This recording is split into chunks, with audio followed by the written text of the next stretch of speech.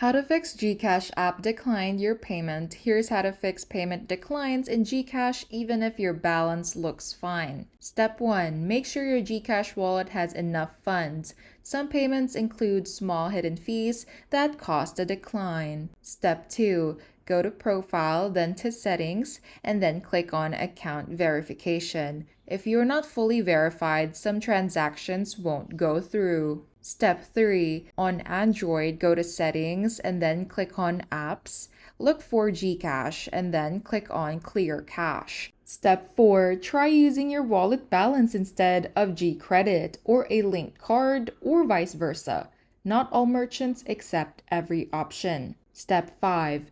Visit status.gcash.com or GCash's Facebook page to see if the app is under maintenance. Step 6. If everything's correct, wait a few minutes and retry. Temporary bugs sometimes fix themselves. Just a little heads up, if the issue keeps happening, report it through the GCash Help Center in the app. I hope this video helped you. If it did, feel free to like and subscribe. It really supports the channel. And if you've got a question, just drop it in the comments.